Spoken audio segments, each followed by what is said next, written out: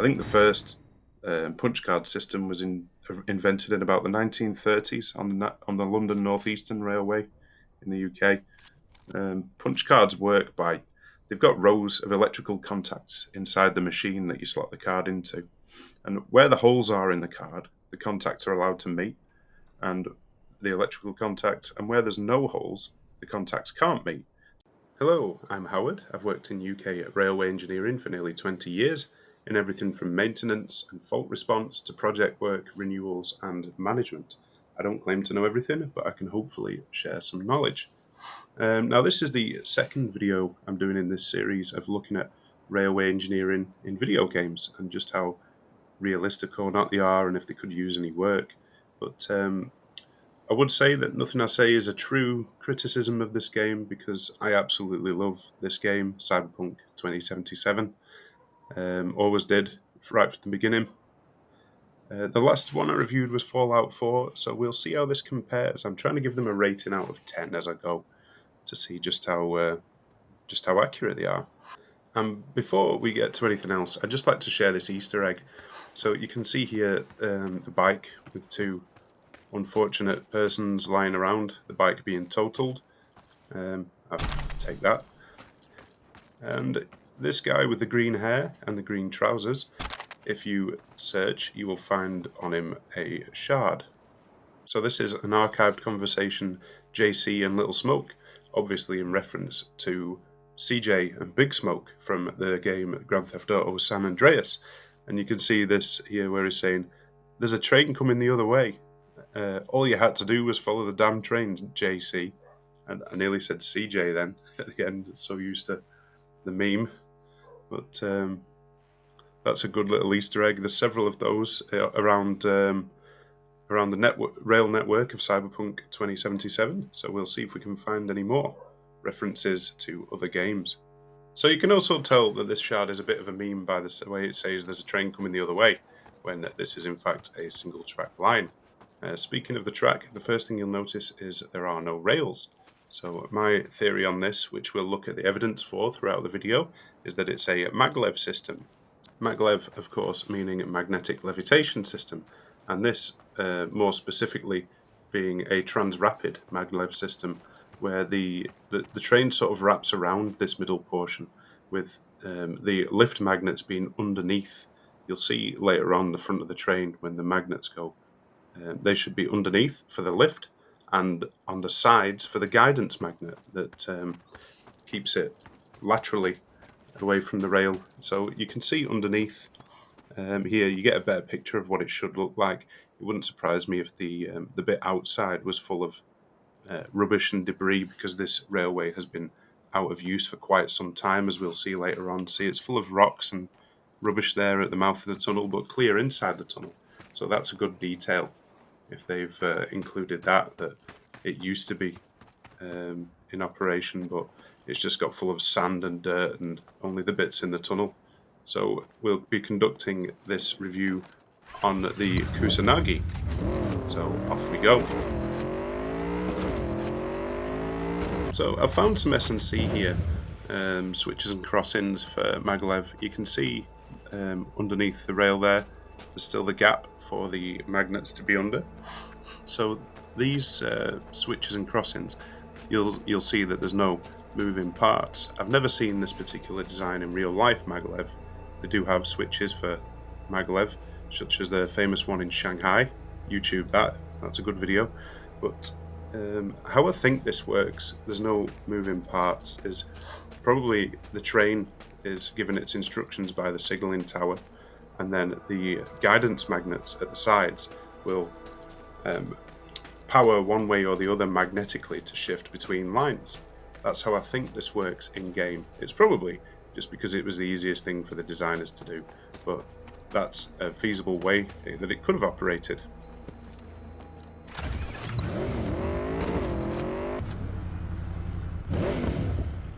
And here we've got a level crossing. Let's have a little bit of a look at the signage here. We've got a railroad crossing signage there, and what's this? Wraiths. I don't think those lads have much interest in level crossing safety. So if we go and have a look at the barrier, they're lucky I'm making a video.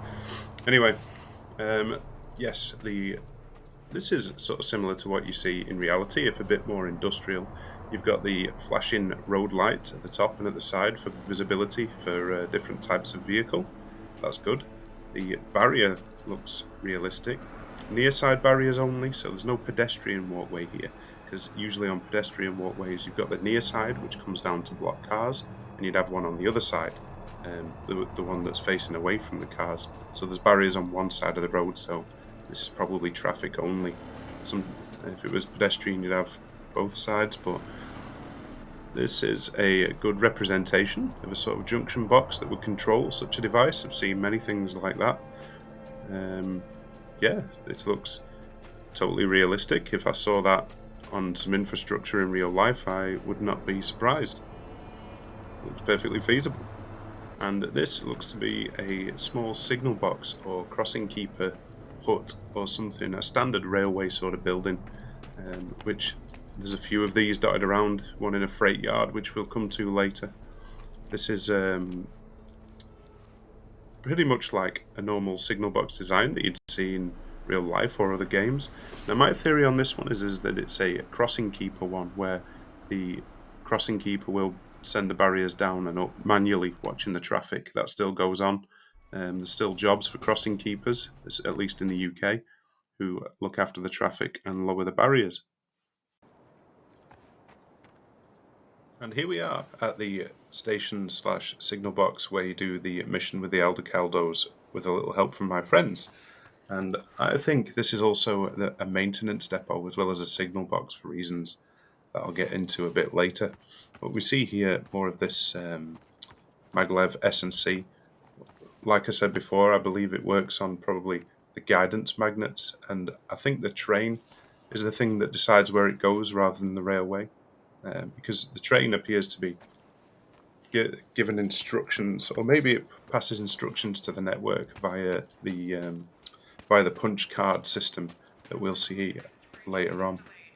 So this train, another throwback to games. This is Euro Combinat, styled, I think, after the Mortal Kombat sort of theming. I think it's styled after Mortal Kombat. Very industrial looking engine. I don't think it's crude. I think the trains in Cyberpunk are freight trains, all these on this line above ground, and I don't think they're crude. I think they're automated, because when you activate that engine in the mission, when you use the punch card, it seems to just go off of its own accord and is automated. There is an entryway at the back for sort of an engineer to get in and probably maintain the system. Here, when we look under the front, you can see how it wraps underneath. And I think that bit where it wraps underneath, which is the levitation magnets, like in a trans-rapid system, I think that's the most likely way it works. So if we have a look at the carriages as well, you can see the carriages also scoop underneath.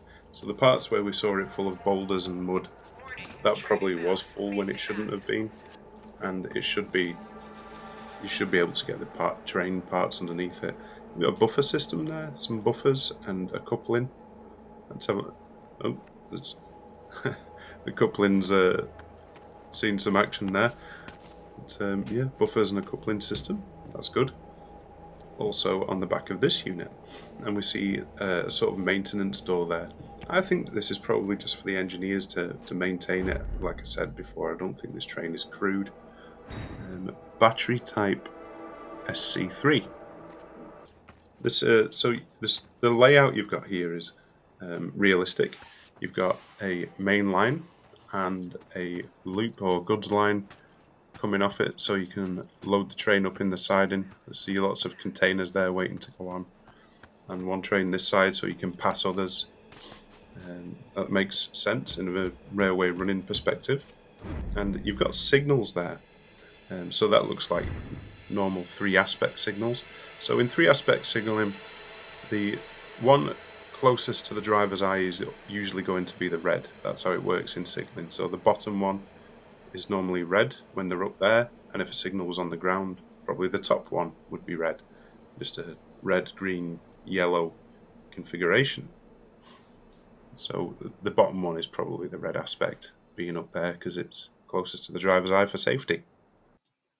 Here you can see the signals from the other signal box. There are two signal boxes in this game, one from the mission and one that's not, and the bottom signal is the red when it's above the track. That's a realistic looking gantry. I've been up many gantries that look just like this. You'd think that signal looks a bit thin, but actually no. That a lot of signals look like that now, the VMS types, and they will have just plug and play individual modules for the red, yellow, and green. So much like those ones there, they will just clip in, clip out, maybe on a couple of screws, but they'll just be easily replaceable. Oh, the red's not working. Pull it out, clip a new one in, plug and play. There you go.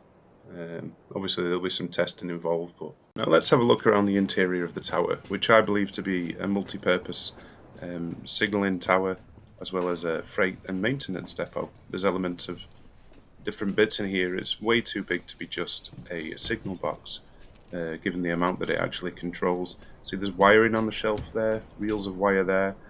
It's unlikely that that amount of wire is needed internally. It's probably to maintain outside as well, spares, repairs, could well be for maintenance of the general Maglev system. And this is the combined maintenance depot and signalling station. In here, we see a nice comfy signaller's chair there. And this is the punch card machine. We'll have a look at punch cards in a minute. Now, this control panel, this looks warning 240 volts or 115 AC. This looks like something that could exist today. There's many signalling panels that look just like this. It's a pretty accurate representation of the sort of railway kit you see. Those modular replacement units with the handles, you could unscrew and pull them out to replace. We'll look more at the punch card system in a minute. Let's have a look what information's on this terminal.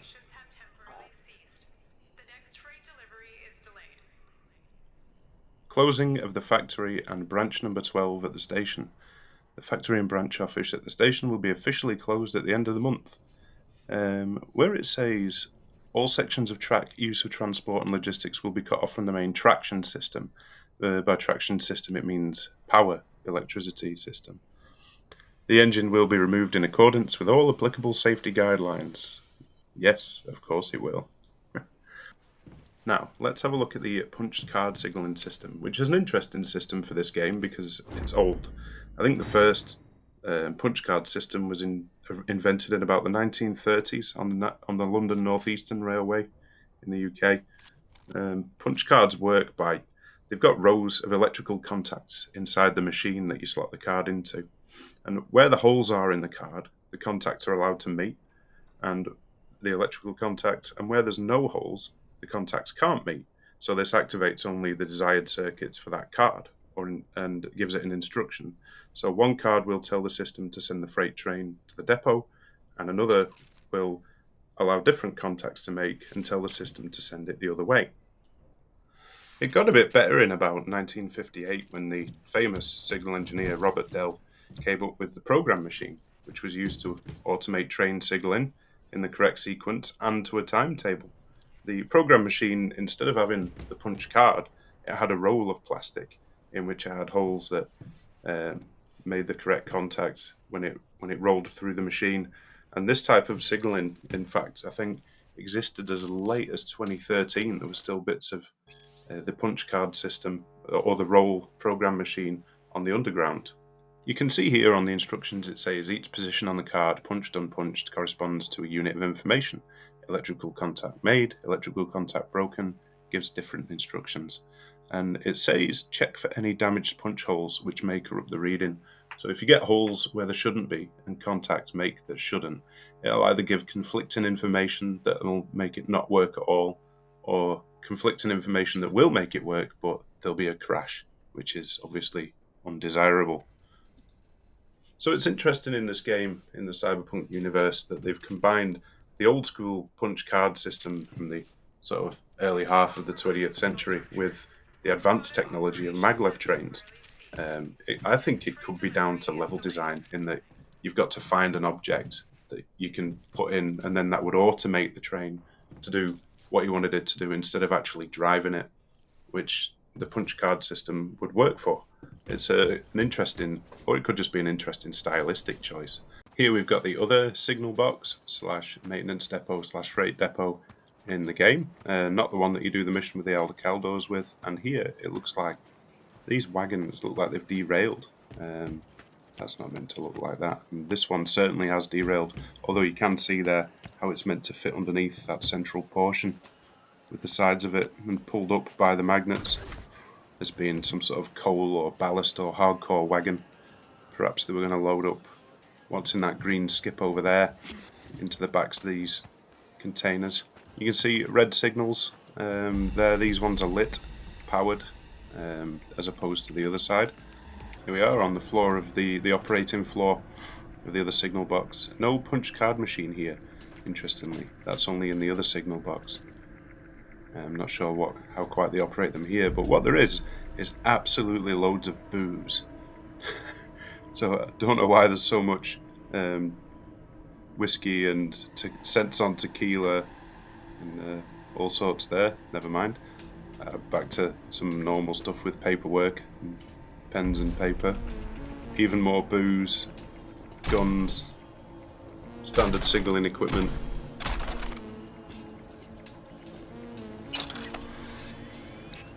And over here, even if I step over the crates and crates of booze, there's that looks like it's something to do with the maglev system. Maybe power across the maglev system more than the train signaling itself. The main difference with this one being on the roof, where on top of this signal box there's a lot of telecoms equipment, a lot of dishes there, satellite dishes, what looks like GSMR equipment, mobile masts.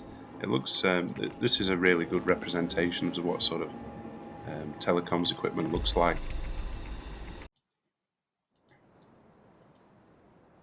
If you follow the railway all the way back into the city, you eventually come to this freight depot that's pretty big. You can see there's another one of those signal boxes on the left there that's like a shunter's cabin, or perhaps signals the train on a small scale just over the first few sets of points. You can see all the containers down there on the right hand side that are possibly brought in by wagon or by sea, maybe by port ship and shipped here, and these big cranes can pick those up and load them directly onto the backs of the freight trains on the tracks here.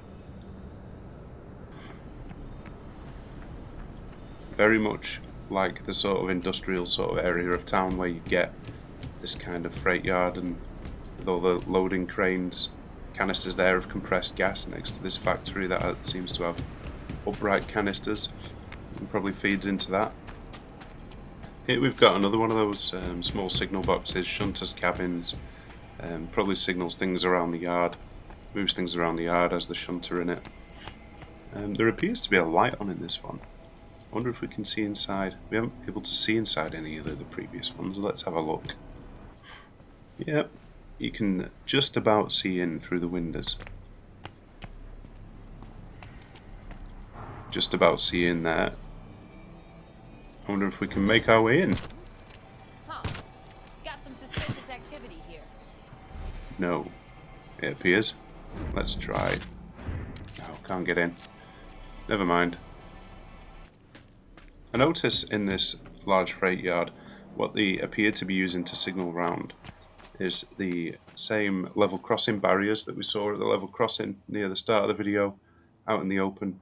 I suppose, from an industry standpoint, why not use a repeated design? It's probably cheaper.